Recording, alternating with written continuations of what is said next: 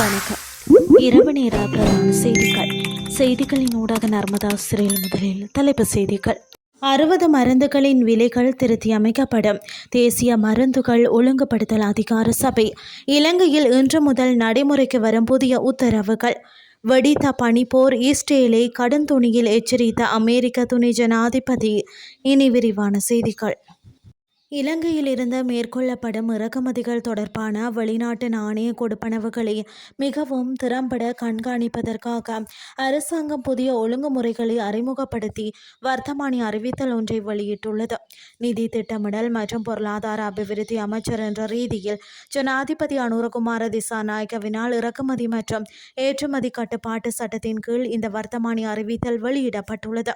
அத்துடன் அந்த பரிவர்த்தனைகள் தொடர்பான அனைத்து தகவல்களையும் இலங்கை சுங்க திணைக்களத்துக்கு அறிவிப்பதும் கட்டாயமாக்கப்பட்டுள்ளது. இதன்படி இறக்குமதி பரிவர்த்தனைகளுக்காக மேற்கொள்ளப்படும் ஒவ்வொரு கொடுப்பனவுகளுக்கும் வங்கிகள் மூலம் சிறப்பு பரிவர்த்தனை எண் ஒன்று வழங்கப்பட வேண்டும் என குறிப்பிடப்பட்டுள்ளது.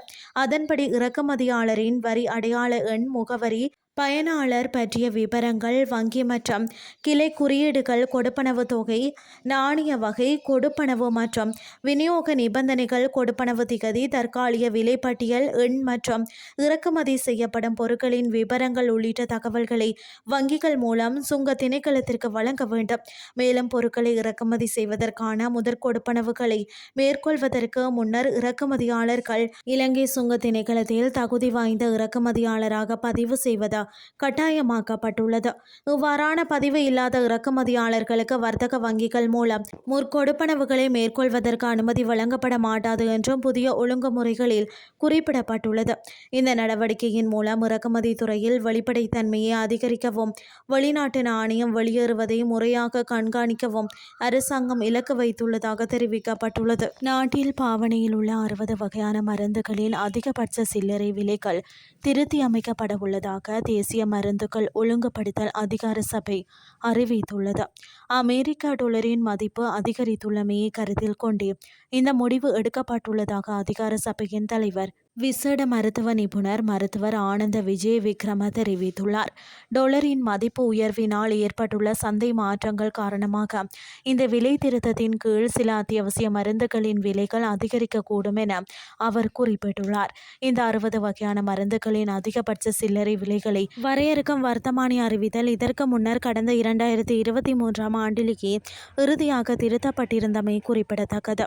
இதேவேளை அங்கீகரிக்கப்பட்ட கட்டுப்பாட்டு விலைகளை விட அதிக விலைக்கு மருந்துகளை விற்பனை செய்யும் மருந்தகங்களை கண்டறிவதற்காக நாடளாவிய ரீதியில் விசேட சோதனைகள் தற்பொழுது முன்னெடுக்கப்பட்டு வருவதாக அந்த நிறுவனத்தின் தலைவர் சுட்டிக்காட்டியுள்ளார்.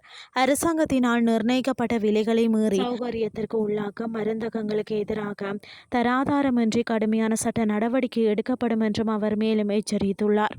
இனி வெளிநாட்டு செய்திகள். அமைதி ஒப்பந்தத்தை இஸ்ரேல் விமர்சித்து வரும் நிலையில் அமெரிக்க துணை ஜனாதிபதி ஜேடி வான்ஸ் இஸ்ரேலுக்கு கடுமையான கண்டனம் தெரிவித்துள்ளார். வெள்ளை மாளிகையில் நடைபெற்ற செய்தியாளர் சந்திப்பில் பேசிய போதே துணை ஜனாதிபதி ஜேடி வான்ஸ் இதனை தெரிவித்துள்ளார். இஸ்ரேல் பிரதமர் பெஞ்சமின் நெதன்யாகுவின் அமைச்சரவை உறுப்பினர்கள் டொனால்ட் ட்ரம்ப் மீதும் இந்த அமைதி ஒப்பந்தம் மீதும் தனிப்பட்ட முறையில் தாக்குதல் நடத்துவதை வன்மையாக கண்டித்தார். இஸ்ரேல் தனது பாதுகாப்பிற்காக பயன்படுத்தும் 2 பங்கு பாதுகாப்பு ஆயுதங்கள் அமெரிக்க மக்களின் வரி பணத்திலும் அமெரிக்கர்களின் கரங்களாலும் உருவாக்கப்பட்டவை என்பதை அவர் நினைவுபடுத்தியுள்ளார். அமெரிக்கா ஆண்டுதோறும் இஸ்ரேலுக்கு சுமார் $4 பில்லியன் இராணுவ உதவியை வழங்கி வருகிறது. இந்த நிலையில் தங்களின் உண்மையான பிரச்சனையை உணராமல் அமெரிக்க ஜனாதிபதியை இஸ்ரேல் அமைச்சர்கள் விமர்சிப்பது யதார்த்தமற்றது என்றும் அவர் சாட்டியுள்ளார். செய்திகள் யாவும் நிறைவடைகின்றது.